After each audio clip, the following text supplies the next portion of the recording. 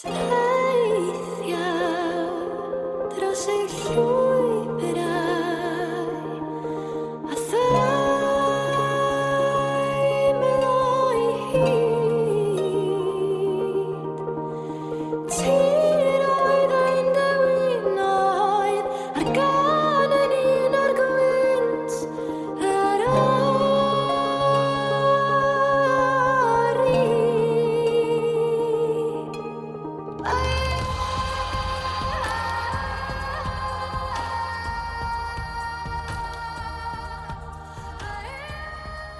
Hello, I'm Helen Pye, Head of Engagement at Snowdonia National Park, and I'll be your host for this month's podcast.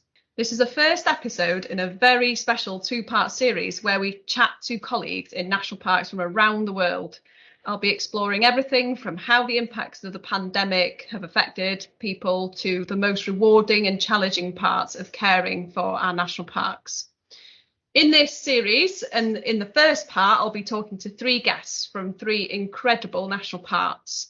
Stefania from Vatnajökull National Park in Iceland, Ranger Dean from Hawai'i Volcanoes National Park, and Chris Patton, who works for South Africa National Parks.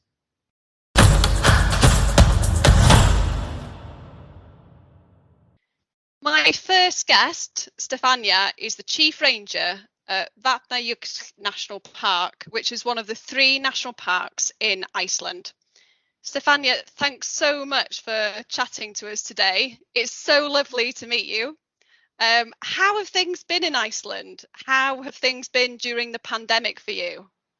Yeah, very slow, very different. I work in the south area of Iceland and the national park, so we get quite a lot of tourists, and it's starting to pick up again. We can feel it every day. It's like different every day, more tourists. So it's nice. It was nice to have a break, but it's nice to have the tourists back. And was it similar last year? Did you have a lot of tourists last year as well?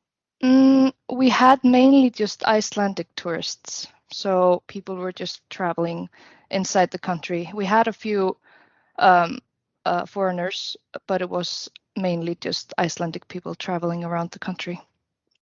So I'm presuming that a lot of the visitors that do normally come to the national park, they tend to come from abroad, do they?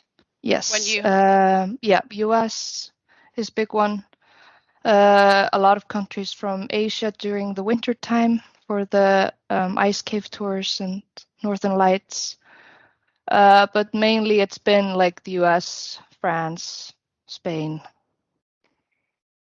Great.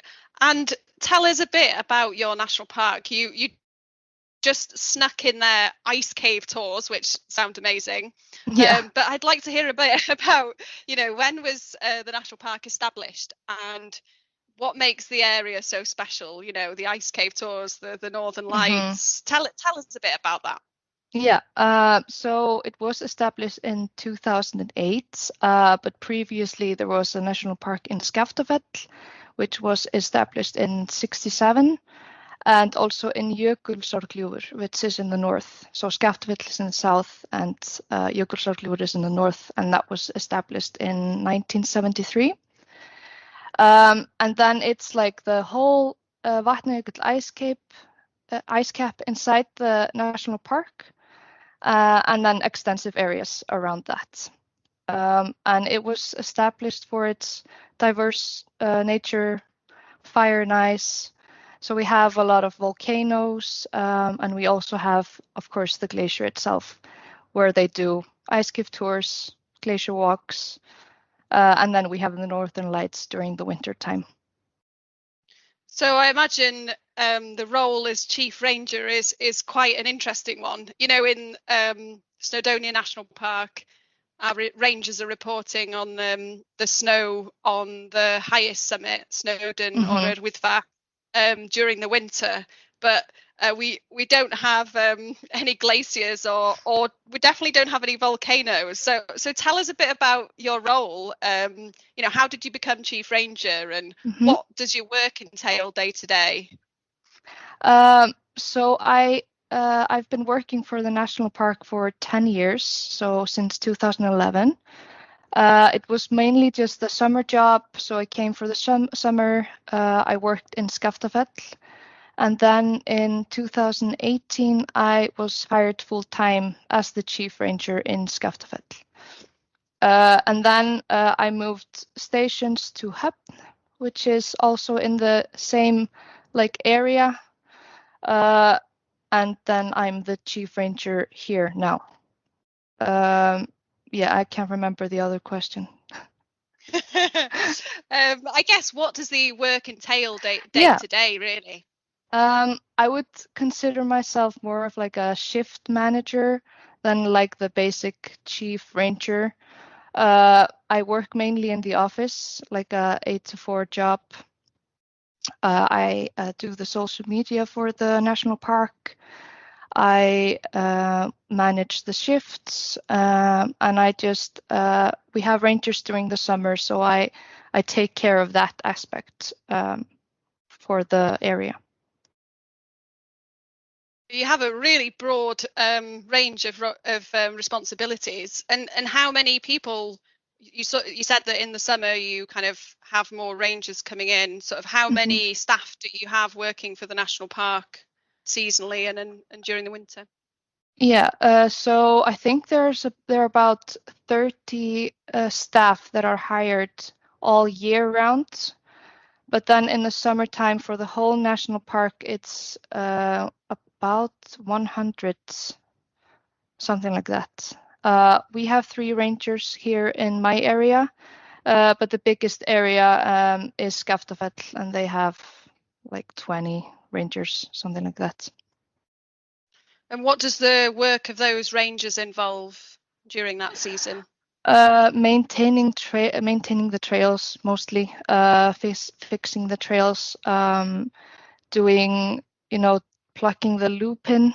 Do you know the lupin, the flower? It's like the Alaskan lupin, so it's like a very aggressive plant that we try to keep at bay for the area. So it's very diverse. In Skaftafell they have the campground as well, so they maintain that as well. Yeah, so I guess similar to our rangers really. So you're doing some work on managing the impacts of visitors and some work on kind of conservation. So invasive species work, I guess in Snowdonia, some of the teams do a lot of work with controlling rhododendron, for example. Yeah, that's really interesting. So what do you love most about the role that you do? I just love how the work is very different from day to day. I do work in an office, so it's a little bit more mundane than if I were to work on the field. But when I was working, like for example in Skaftafell, you couldn't really plan the day. You kind of had like a plan, but it never worked out that way, and I loved that. And I love working with people and telling people about the glaciers and educating them about the climatic changes, for example. Fantastic. And there's great parts to every job, isn't there? But there's also really difficult parts. What would you say is the hardest part of your job? I would say it would be how busy we get during the summertime. It can get really draining, especially during like July and August. Yeah, it gets way too busy during those months. What sort of visitor numbers are you getting there? Do you monitor how many people that you have? Yes, we monitor it in the visitor center itself, and also a little bit outside of the parks. For example, in Skaftafell we have a monitor the numbers via vehicles. So, and then we divide the numbers by some by some number that I'm not familiar with. But yeah, we were seeing like on the most days that it went, like in 2014, we had like 4,000, 5,000 per day. And it was kind of the same every year since then. So it kind of hit like a high and it's been quite stable. Instead, the winters have become more popular as well. Sounds similar to what we're experiencing, really, and the winters, or what used to be the quieter seasons, are becoming more popular. Yeah. And I guess that's one of the biggest challenges for us now as well. It certainly is managing people and managing visitors and trying to manage their impact on the national park and the communities that live in Snowdonia as well. Because I'm not sure about you, but in Snowdonia, people live and work in the national park. Is that the same for you? Yes, in Skaftafelli they do. In Hub, this is just like a small town, so I just live in the small town, and the national park is a little bit from outside of Hub. But yeah, it's been challenging, like I don't know, finding the balance between winter and summer, because yeah, like you said, it was quite nice getting those quiet months in October till March, but now we kind of have it like a stable. We don't get the dip as fast or as low as we did. Which I'm sure takes a lot more resource and time and energy. Yeah. Tell me, what's your favourite place in the national park? I haven't visited all of the national park because it's like 14% of the country, so it's quite big.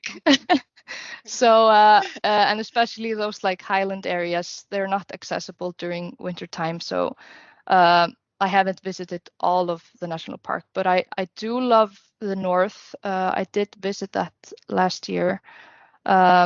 It's very beautiful, but Skaftafelli has a very special place in my heart. I lived there, and yeah, I love it there. Oh, it's definitely making me want to come and visit. It sounds absolutely incredible. Yeah, one day we'll be able to. Yeah, hopefully. Yeah, I'm sure that time will come.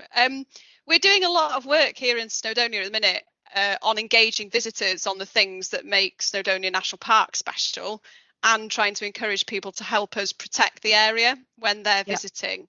Is there any messages that you have for people who are coming to visit your area? You know, what should they know about the place before coming? Anything people should or shouldn't do when they're there? I would always recommend people that are visiting the national park, or just Iceland in general, to check the weather and the road conditions. Especially in my area, it's the wind can get quite aggressive. So I would suggest that people check that before traveling. And I also would like to encourage people to go on a guided trip on the glacier, because we do have a problem of people going on the glacier without the proper equipment and the proper experience. And it's nicer to have like a guide to tell you more about the area and the glaciers, and they have the proper experience to go on the glacier. So yeah. Thank you, Stefania. It's been such a pleasure to speak to you, and good luck with the rest of the year and all the great work you're doing to look after what sounds like an absolutely incredible part of the world. It's been so lovely to speak to you, and hopefully we'll catch you again soon. Thank you. Thank you.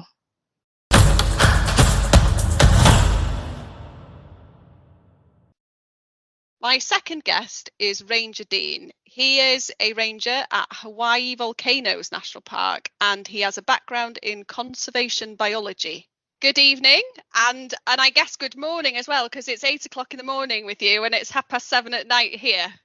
Yes, thank you so much. It is just a pleasure to be here.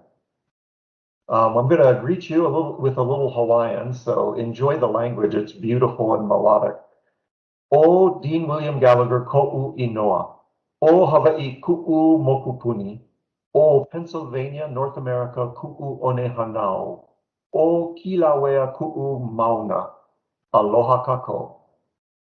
Oh, that was absolutely beautiful. It's so lovely hearing different languages, and In Welsh, good evening is noswaith dda, and good morning is bore da. So bore da, Ranger Dean.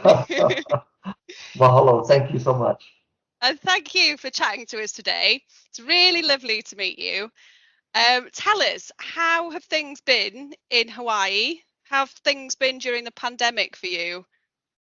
So, in some ways, good, because Hawaii is probably the most remote archipelago in the world. We're over 2,400 miles from the nearest landmass. Our incident of COVID-19 was actually very low. So it was relatively easy for us to keep those numbers down. But it was also very hard on many of us because Hawaii is it is a very cosmopolitan place with folks from all over the world coming to visit this amazing place. And not having that connection anymore made us feel somewhat isolated. So I guess maybe made some people happy, but for folks like me working here, it seemed like a big part of our Hawaiian family was missing. Yeah, I can imagine that was quite a challenge. What sort of visitor numbers would you have on a normal year, would you say? So on a very good year, well, like a lot would be close to 1.5 to 2 million visitors a year for our park. And that really represents a huge cross section of human society. We have folks from the Asian side, right? So they're visiting from Japan, China, South Korea, the Philippines. And then we have folks from North America, and then we have folks from Europe that are willing to brave the 24 hours of flying to get here. But everyone seems to connect. One of the absolute highlights of my job is when we have a good full-blown eruption going from a volcano like Kilauea, and everybody's gathered out back at one of the overlooks after dark. The lava lake is bubbling in front of everyone, and a hush falls across the whole crowd as it gets darker and the glow gets brighter. And if you're very quiet, you can hear languages from all over the world being spoken, almost as though here in the middle of the Pacific Ocean, the human family decided to hold a reunion. And I just love that. I absolutely love the way that this wonderful magical landscape brings people together. Oh, it sounds quite incredible. And it sort of reminds me a bit, you were talking about the kind of hearing the different languages, and I guess that's, you know, Ardwythfa, our highest mountain in the national park, it's actually, I think it's been formed from an ancient volcano. So there's some kind of similarities there. And people were observing during the pandemic when we had some real lockdowns, and the national park was really only accessible to local people, and the majority of or over 60% of the population in North Wales are first language Welsh speakers. So people were commenting on how all of a sudden the mountain kind of turned to lots of Welsh speakers and hearing kind of Welsh accents all over the mountain, whereas, like you say, normally it would be kind of, you know, from all over the country and all over the world. So it's really interesting for us. So volcanoes, amazing. Tell us a bit more about your national park, and also, when was it established? You know, obviously the volcanoes are the kind of big thing that make it pretty special. Yes, it's kind of in the name, right? So, yeah, you're right. It was established August 1st, 1916. Incidentally, the same year that the National Park Service was established as an agency in the US. We became a UNESCO recognized World Heritage Site in 1987, but just prior to that, an International Biosphere Reserve in 1980. And those designations are really important because in 1916, people were looking at this landscape all around us, and they realized there was a very real potential that it was going to be divided up and sold off as cattle ranches and as other development. And some very forward-thinking individuals said, hey, we need to protect this for future generations to enjoy in perpetuity. For Native Hawaiian people, it's on a deeper level. These are sacred landscapes. These are wahi kapu. They're landscapes that connect them to their ancestors. They're landscapes that connect them to the primal forces of earth and geology. Every component of the land is living here.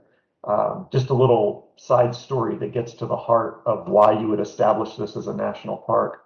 sometimes I get the pleasure of teaching biology classes to local students. And I was explaining what things are living and what things are not living, that living things breathe, they protect themselves, they reproduce. And so I pointed out the tree and I said, is it living or not living? And all the young students said, living. And I said, how about my car? And they said, not living. And I picked up a rock and I deliberately used the Hawaiian word. I said, pohaku. And all the Hawaiian kids to a child said, living, because it breathes. You can go to the steam vents and see them steaming. It reproduces. You can see lava flowing. All of the local kids that lived here but were not born here all said not living. So I think as a national park, protecting this active volcanism, sacred landscape, and a living landscape, as well as living culture, was really, really important. And I'm so glad they did. Over the years, the park has grown. It's now just over 333,000 acres. I think that works out to be about 135 hectares, if that's what you guys are using. Just to put it into perspective, that's roughly the size of the island of Oahu, which is where Honolulu is located, and Waikiki and Diamond Head and Pearl Harbor, all the things that people are familiar with Hawaii, you could fit inside the national park. So it's quite wonderful that it was protected. And that's really interesting to hear how, I guess the way that you talk about local communities, that seems to be one of the elements that actually makes the national park what it is, which is very similar to Snowdonia for us. It's not just about the landscape and the biodiversity, but the people who live here and their connection to the landscape and their history and culture is part of what makes the area special. So it sounds quite similar in that sense. We do share that. Yeah, as I was researching for this podcast, I was reading up on Snowdonia and I thought about how many parallels there are, that even though we seem a world away, we still share so many common connections. Yeah, I think I see many Native Hawaiian cultural practitioners come into the park, and it's their chance to reconnect with the landscape. And it helps me to see my role as a steward, that I'm here to protect these sacred landscapes and to preserve them. Even though my background is biology, my connection is to many of the ancient Hawaiian seabirds that, they were here long before the first humans stepped off of a canoe. But I really like to see all of that preserved in one beautiful package.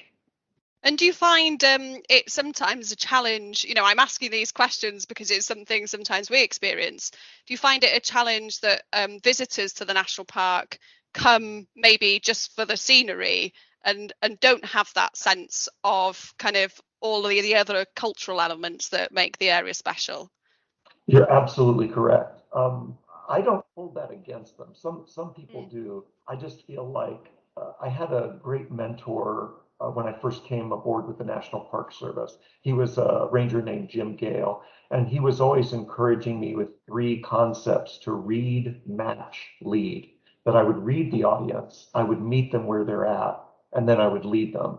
And the idea behind that was, people don't know what they don't know. They come here and may believe Hawaii is all beaches and palm trees, and that they're going to come here and listen to ukulele music and sip their Mai Tai. And they may not be aware that they're standing on some sacred landscape and that part of what they're doing might be viewed as disrespectful. So I just meet them where they're at. I don't do scoldings. I just let them know what they're seeing and why it's special. And I mean, without fail, Helen, these people are very compliant. They're very understanding. They say, "Oh, I didn't know," and they're ready to be part of the story. So that's what I've tried to do, is just, I guess it's educating people, but it's more than that. It's communicating with them on their level. You find the common ground. Do you have a place that you call home? And they say, yes. Do you have a place that you consider more special than other places? Yes. So we can talk about that. And I feel like overall, people are really appreciative of that. It doesn't push people away. It actually makes them feel like where they've come to is more special. That's really lovely to hear, and it sounds like a chunk of your role is all about that, kind of engaging with visitors who come to the area, and like you say, kind of coming with them and sort of taking them to where you want to go. Tell us a bit about what your kind of day-to-day work entails. Well, today I'll be doing a ranger guided program where I'm going to be leading a large group of visitors out to an overlook. So we'll be perched right on the rim of the top of Kilauea's main volcano, and we'll be looking straight off the edge. And I deliberately lead them on a trail through the forest because they don't get the view until right at the last second. And then there's this, da-da! And then I share with them, the name of this particular program is called Life on the Edge. And I share with them some of the historic eruptions here. And I've got some black and white photos of visitors standing in their exact position, viewing this incredible awe. And then I walk them through the most recent events that made national and international news in 2018 when the volcano erupted, destroying over 700 homes. But in the process, it created 875 new acres of island.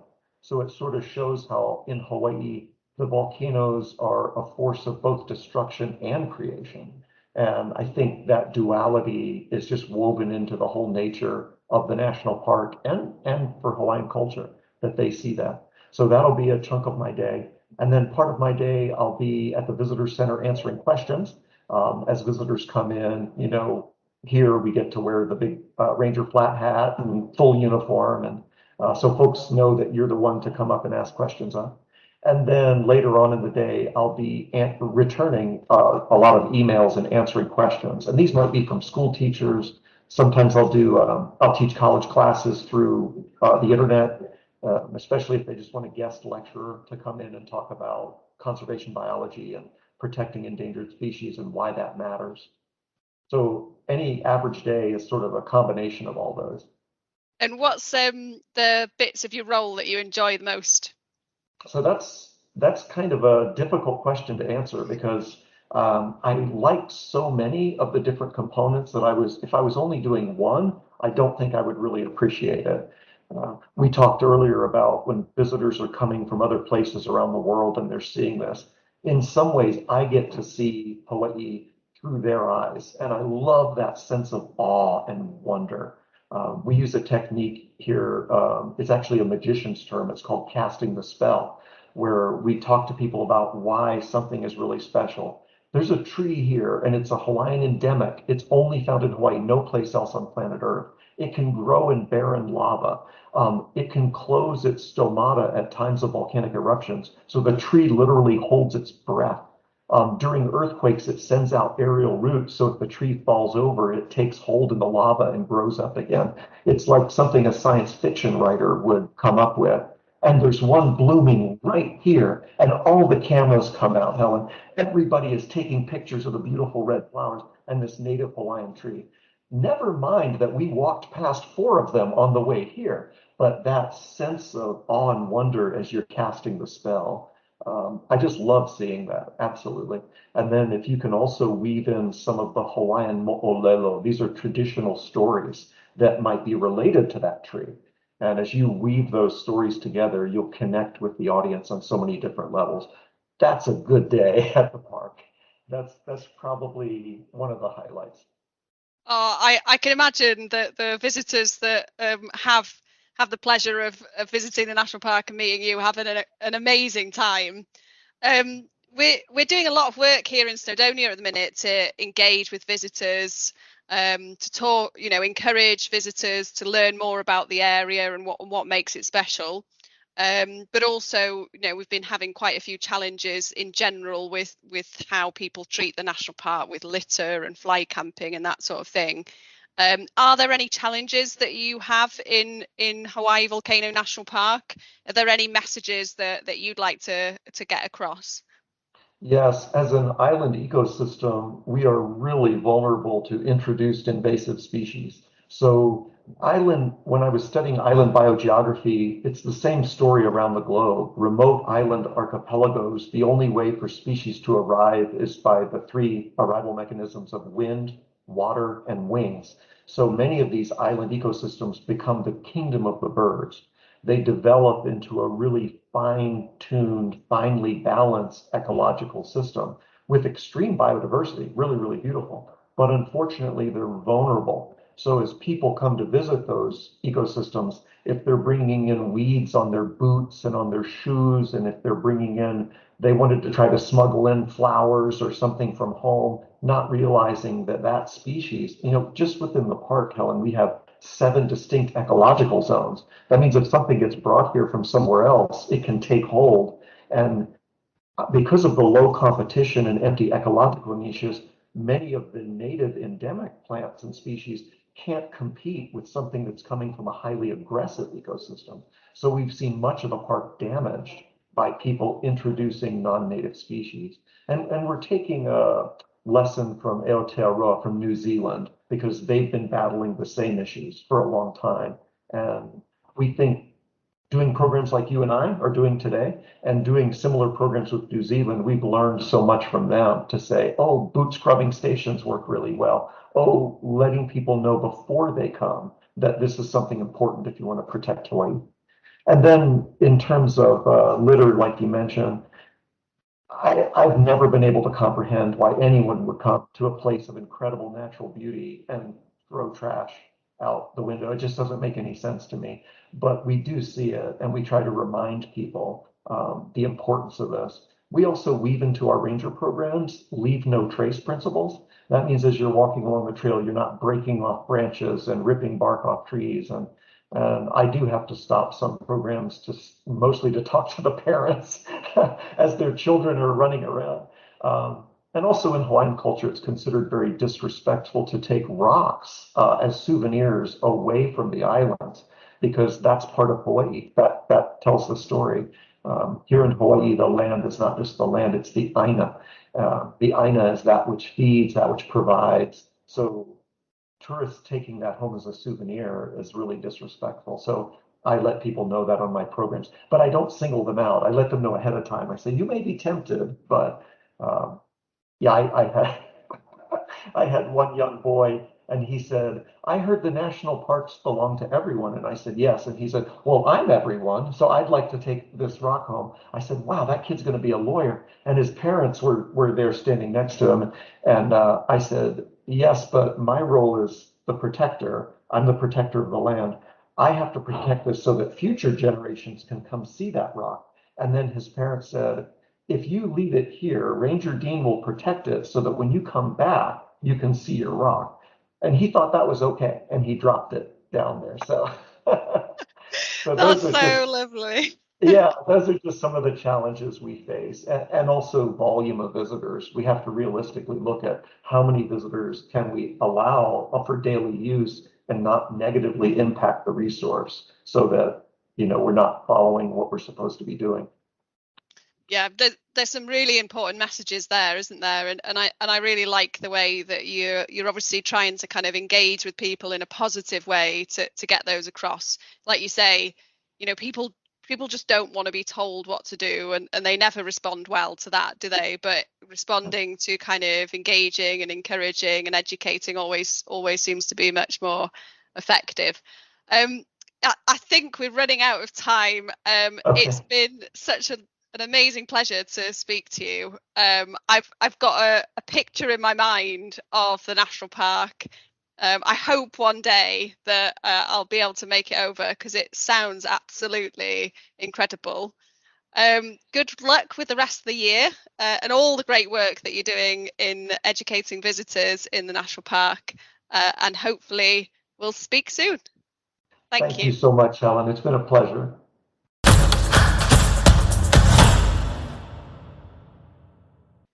My final guest, Chris Patton, is a content manager at South Africa National Parks. In our pre-chat from the podcast, we've had some really interesting discussions, and he's incredibly knowledgeable about all things South Africa National Parks. So Chris, thanks so much for chatting to us today. It's really lovely to meet you. I think we'll get stuck in straight away. Can you tell us a bit about the setup of national parks in South Africa? Sure, Helen. Nice to have the opportunity to chat to you and your listeners. So South Africa has got a long history of national parks. Kruger, which I think we're going to talk about just now, was actually first proclaimed as the Sabi Game Reserve in 1898. So it's already celebrated its centenary back in 98. It only changed its name to Kruger in 1926, so it's going to have another centenary in a couple of years.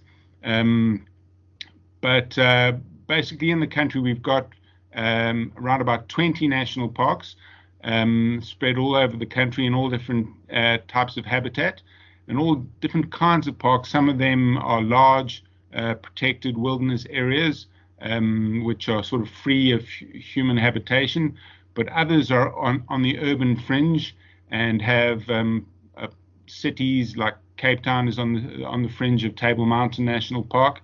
So a whole diversity to conserve a representative sample of South Africa's biodiversity.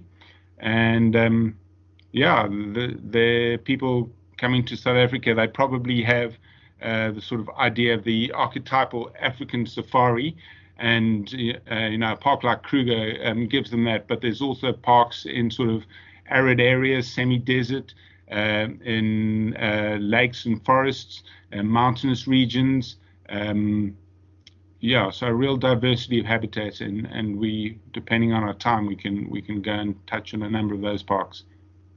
And in terms of the structure of national parks in South Africa, just comparing to the United Kingdom, here we kind of call ourselves a family of national parks where we're all sort of independent national parks, but we kind of work together quite regularly. And I understand the structure's slightly different in South Africa. I think so. We've got a head office in Pretoria, the sort of capital city, and it sort of regulates all the parks that sort of report back to them. And our parks are divided up into, for business purposes, into various regions. Kruger National Park, because it's so big and so established and has so much infrastructure, stands on its own. But we've got our Cape Parks down in the southwestern portion of the country, in the Western Cape Province, which include Table Mountain National Park, West Coast National Park, Agulhas, Bontebok, and Tankwa Karoo National Parks. Then as you move further east into the Eastern Cape, you've got the frontier parks, which are Addo Elephant, Mountain Zebra, Kamdaboo, and Karoo National Park. Then there's where I'm talking to you from, on the southern Cape coast of South Africa, Garden Route National Park, which comprises of the Wilderness Lakes, Knysna Estuary, Tsitsikamma National Park, and the Knysna Forests. Then moving up to the sort of northwest portion of the country, which is an arid semi-desert, you've got your arid parks, which are Kalahari Transfrontier Park, Richtersveld Transfrontier Park, Akrabi's Falls National Park, Makala National Park, and there's one more that I've left out, Namakwa National Park, which is wonderful for its blanket of flowers in our springtime. And then finally we've got the northern parks, which are Marakele National Park, Golden Gate Highlands National Park in the sort of mountains on the border of Lesotho. And then the one we're going to talk about that has got Welsh connections, the Mapungubwe National Park, on the confluence of the Limpopo and Shashe rivers, where Botswana, Zimbabwe, and South Africa meet.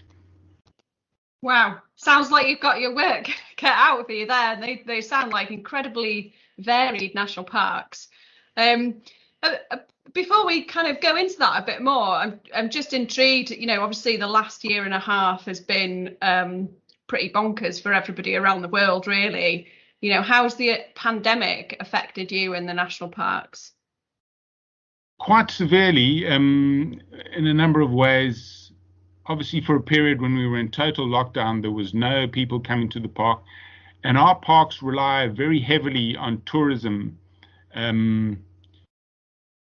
for a substantial form of revenue. And I think that's probably quite different to parks in the United Kingdom, where we have, in a park like Kruger, you've got a number of rest camps in the park, and all different types of sort of tourism infrastructure there. and people travel to the park, not just local South Africans, but a lot of international tourists. And that sort of global shutdown has really hit us hard, and will continue for a period. So it really has impacted very heavily on our revenue stream. So the national park essentially relies on income from kind of, I guess, tour guiding and that sort of thing from visitors in order to operate. Is that right? That's right, but also from staying in our accommodation. So, I mean, if a person travels to Wales to sort of visit Snowdonia, they probably would stay in accommodation in one of the local towns or cities. But we've got our accommodation within the parks, within the rest camps, which are sort of fenced off safe areas within a park like Kruger, where there's a lot of macro animals that are sort of potentially harmful to humans. So they just can't stay out in the sort of wilderness sections. They've got to stay within the sort of designated accommodation in the rest camps, and then do activities, things like night drives or guided walks or mountain bike trails. Those are things that also generate revenue for the parks. So there's a whole sort of funding mechanism. We also do get support from our government, but and from a number of concessions that we've got within all the parks. But tourism is incredibly important for the survival of the parks, and without people being able to travel, not just the sort of local people, but also the international guests, it's really having a detrimental effect on our finances.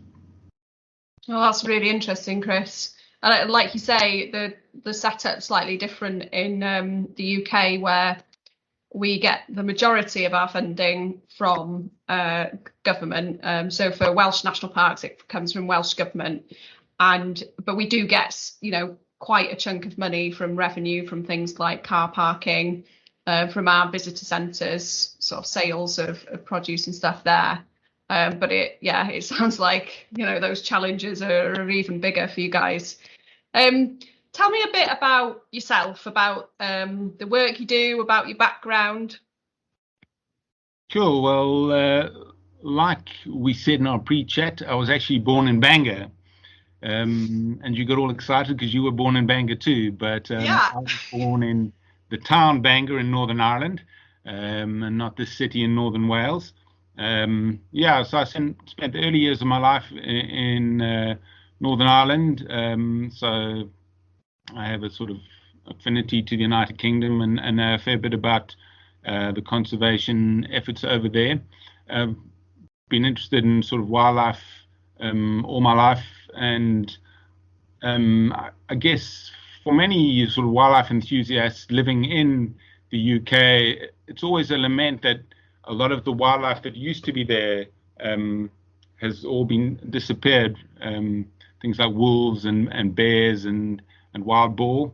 And coming out to South Africa, as I did as an 11-year-old, being in a country where you've just got this plethora of amazing wildlife in parks like Kruger was just wonderful. It was something that I was really keen on. And when I went to university, I studied environmental sciences with the idea that ultimately I'd be working in the sort of conservation industry. Then I had, when I was at university, I fell off Table Mountain, which ironically is one of our parks. And ended up in a wheelchair. So that sort of kind of changed my sort of life story a bit.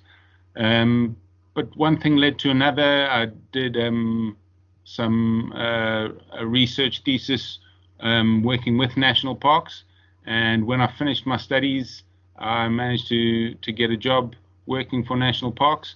And here I am 23 years later. I've worked in various different divisions across the organization and done work at some stage in all 19 parks. I formerly lived in Kruger Park, worked at head office for many, many years, and now I'm down in Garden Route National Park. And you talked a bit about, before we started recording, about the connections with Wales and South Africa, and a botanist called Illtyd Paul Evans. Tell us a bit more about that, the connection there. Well, he was a botanist who did his studies over there in Wales and then came out to South Africa. Didn't only do work in South Africa. I think he did sort of botanic work all the way up through Africa, but he developed a real curiosity and interest in the northern part of South Africa, on the southern banks of the Limpopo River, just across the border from what was then known as Rhodesia and Bechuana land, now modern-day Botswana and Zimbabwe. And he lived and worked in Pretoria, and got to know the president of South Africa at the time, President Smuts, Jan Christian Smuts, quite well, and they became firm friends. And he managed to influence the president that northern part of the country was so important from a botanic point of view that it should be proclaimed as South Africa's first botanic reserve, which it was sometime in the 1920s. And it existed for 10 or so years. But because of politics and the fact that it was very good agricultural land, it was deproclaimed and turned into farmland for the farming community that farmed along the Limpopo River, and also because of its strategic location was also a sort of a military zone as well. So for 60, 70 years it was not under formal protection, and then in the 1990s it was reproclaimed as a national park, because in the meantime, in the 1930s, they discovered these archaeological ruins there of this human settlement that had been in a place called Mapungubwe, which is now a World Heritage Site. It was one of Africa's oldest human settlements, long before the colonial era and European settlers came to Africa. There was a rich African community trading with the Arabs, and they've uncovered a lot of gold artifacts and beads and pottery and that sort of thing. So quite a sort of well-established civilization that was a precursor to the Great Zimbabwe ruins that are one of the sort of heritage sites in that part of the world, a little further to the north. Yeah, so it's just interesting that a Welsh guy influenced the original conservation effort of that park in this part of the world, and many years later it's now a World Heritage Site and a national park in this country. Mapungubwe is its name. Yeah, I love the fact that there's that Welsh connection. It's really lovely to hear. And but there sounds like there's been some kind of challenging stages in the history of development as well. And just kind of zooming forward to today, then we talked a bit about the pandemic and how that's impacted you. It kind of in general terms, what would you say is the more challenging parts of looking after your national parks? Well, I think a big thing in South Africa, because of its controversial political history, and for many years black South Africans were excluded from the parks.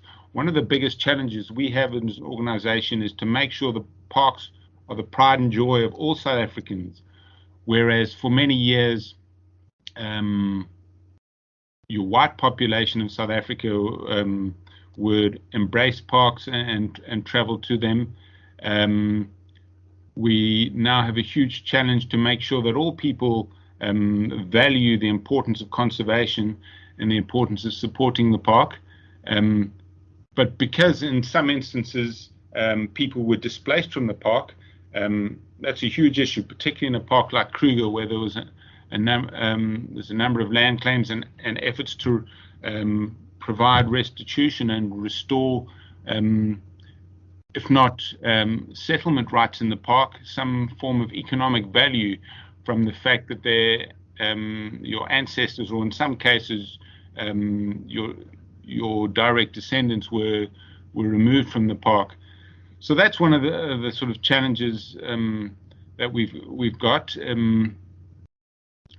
But yeah, and that probably goes in conservation bodies all around the world, to try and get the bulk of the population to appreciate the value of conservation and what natural heritage, how important it is to a country, and to get everyone aware of what their various habitats and biodiversities in those countries represent, and how they are of value and something that need to be embraced and cherished. Yeah, and I think what you were saying early on there, about the challenges of making sure that everybody feels like national parks are for them. Despite the fact that we've not got the same sort of exact historical challenges as yourselves, I think people have definitely seen national parks in the UK in the past as a place for kind of middle class white people, and that is something that we're all still working to try and kind of shift, really, in terms of people thinking that national parks are for them, or for everybody. So that's really interesting to hear. Yeah. And what about what are the most rewarding parts of your job? My job's pretty diverse in terms of kind of the stuff that I do, but we just love trying to interpret our parks for people, to provide meaning to their experience in visiting the park. So telling stories, and I sort of mentioned earlier that when I was at university, I did my degree in environmental sciences, but I also during the course of my thing did a degree in English. So my intention then was to become an environmental journalist. So I'm able to use these two background skills to sort of tell stories and try and communicate better sort of various stories and tales and tremendous information that exists in all the parks. So, I mean, we just don't have time today to go into detail on all the parks, and they've all got their own amazing histories and biodiversities and stories, and each one is worth visiting in their own right. So, people sitting there in Wales wanting an African adventure. Hopefully one day we'll conquer things around this pandemic, and people will be able to travel internationally again and find that South Africa is a safe and relatively economically cheap destination to come out. I know with your colleague, we were talking earlier about the British Lions being here at the moment, and the fact that the fans can't come out with them is a bit of a travesty. Hopefully the world will return to normal in the years ahead. But it's quite sad and scary at the moment. Certainly is, and I think it's just reminded us what these national parks do for us. When you do have the opportunity to get out there, when you haven't been for so long, you realise, wow, this is what it's all about. I'm going to sneak in two questions before we finish. One is a personal one of mine that I'm just interested in, that you might be able to answer. And the second one is probably going to be quite hard for you to answer. So the first one is, you mentioned Table Mountain. Now, people are always saying to me, or always kind of making a statement that Snowdon, or Yr Wyddfa, which is the highest mountain in Wales, is the busiest mountain in the world. And I'm not sure if that's true. So Snowdon has over 600,000 visitors a year. It's incredibly busy. But I'm sure I read somewhere that Table Mountain had more visitors than that. Do you know how many visitors go to Table Mountain every year? I don't have the stats in front of me, but I think there's about at least double that visit Table Mountain in a year. I know when probably about over a decade ago, there was quite a big noise because Kruger had over 1 million visitors in a year. And yet it's not the most visited park in the country. The most visited park is Table Mountain. People pass through Cape Town and the mountain just sort of dominates the horizon. And most of the locals, they might go up there on sort of walking trails, but the sort of cable station that they use to go up to the top is mostly used by foreign visitors. But yeah, I'm pretty sure Table Mountain is the most visited mountain in the world. Excellent. That's great to know. And then the second question, or the final question I've got, which is a really tricky one for anybody who works in national parks and loves national parks to answer. Do you have a favourite place? Look, I've got several that I'm really fond of. I'll give you 3, Chris, max. And it's really heavily influenced because one of my real passions is ornithology, birding. So I'm really sort of fond of places that have amazing bird life. And that Mapungubwe National Park that we spoke of earlier is an incredible birding venue because you've got you're in the tropics there, so tropical habitats are just sort of so much more rich in diversity than in more temperate climates. But you're also in the floodplain of the Limpopo River, so it becomes like a swampland at certain times of the year, and you get all these sort of water birds that move into the area. It's usually quite an arid area, and they sort of move in. So it's a park that's very transient in its conditions, but it's also got with the sort of rocky habitat and the amazing botanic diversity that we spoke about, how Mr. Paul Evans was able to persuade was of national importance. So there's an incredible diversity there. Same pretty much stands for the northern parts of Kruger. Most visitors who come out to Kruger, they want to see the sort of big five and your typical African safari animals. So they go down to the southern reaches of the park, which are in Thornfelt, and there's a lot more infrastructure there. But the far north of the park, in the Pafuri and Punda Maria regions, is also sort of in the tropics, has this major river, also Limpopo. So it's a little further east than Mapungubwe, which is in the west. And incredible bird diversity. And then I've got to sort of plumb for sort of my current park down here in Garden Route.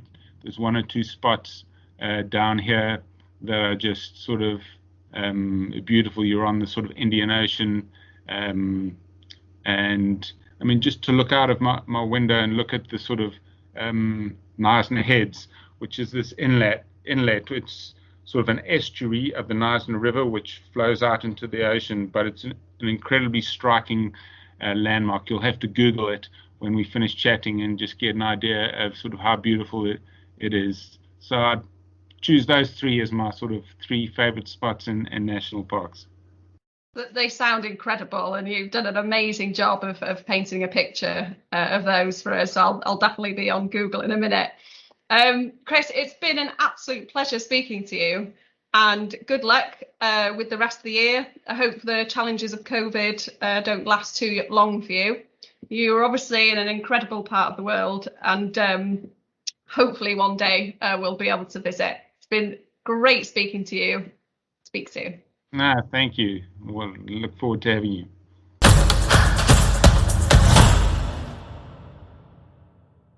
thank you to all my guests from this month's podcast. It's been an absolute pleasure speaking to them. And what's been the most interesting is really the striking similarities between the various national parks around the world.